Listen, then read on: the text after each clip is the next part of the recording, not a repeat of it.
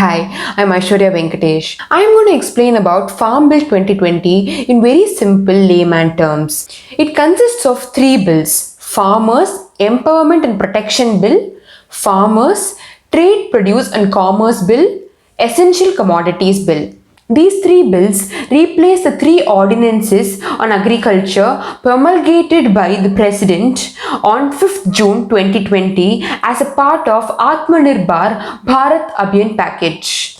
Two of these bills, that is Farmers Trade, Produce and Commerce Bill and Farmers Empowerment and Protection Bill, were passed in Rajya Sabha on 20th September 2020 amongst the huge ruckus by opposition parties. The third bill was passed on 22nd September 2020. First, let us look into the provisions of Farmers Empowerment and Protection Bill. First, it helps in enabling the farmers to engage with processors, retailers, wholesalers, exporters, etc. This helps the farmers in getting price assurance even before sowing of crops.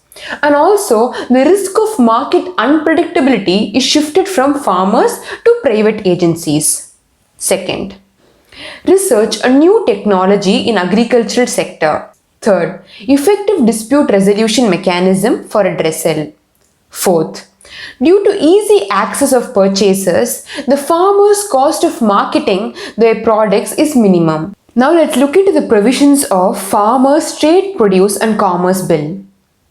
Barrier-free interstate and intrastate trade outside the allotted APMC mandis, that is agricultural produce market communities. Farmers won't be charged any tax on their sales and also they need not bear any transport costs. Second, electronic trading introduced for instant transactions. Third, they have the ability to reach out to the final consumers, which eliminates the intermediaries and which helps them to realize the full price. So before I get into the provisions of Essential Commodities Bill, let me explain the basics of Essential Commodities Act 1955.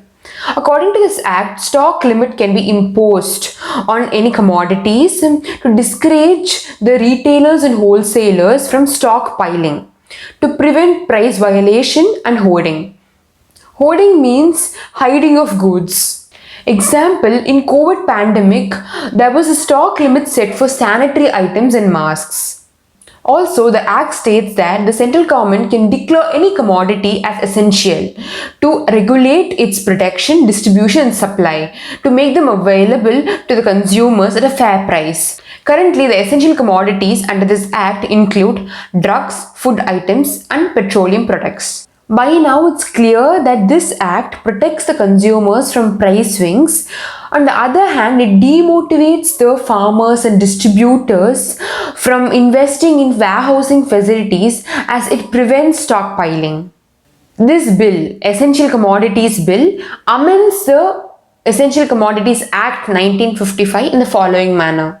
First, central government may regulate the supply of food items including cereals, pulses, onions, potatoes, edible oilseeds and oils only under extraordinary circumstances, that is war, famine, extraordinary price rise, natural calamity, etc. Yes, why there is a requirement of regulation and supply under extraordinary price rise situation? Such a situation will happen only when there is an increased demand and reduced supply, right? So under such circumstances, the government will encourage increase in supply to normalize the market. Second, the stock limit can be imposed only if there is 100% increase in the retail price of horticulture produce, that is ornamental plants, produce used for medicinal purposes, vegetables, fruits and nuts. 50% increase in the retail price of non-perishable agricultural food items, example, coffee, tea, rice, dal, etc. The increase in the retail price will be calculated based on the price prevailing 12 months ago or the average retail price of the last 5 years, whichever is lower. Such stock limit imposed will not apply to processor or value chain participant if such person holds stock that is less than the overall ceiling limit of the installed processing capacity or that is less than the demand for export in case of an exporter. Also, the provisions of this essential commodities bill will not apply to public distribution system and targeted public distribution system. Therefore, this bill intends to increase the competitiveness in the agricultural sector and also enhance the income of the farmers while protecting the interests of the consumers. Now, let's get into the next session. There are some general doubts about these bills.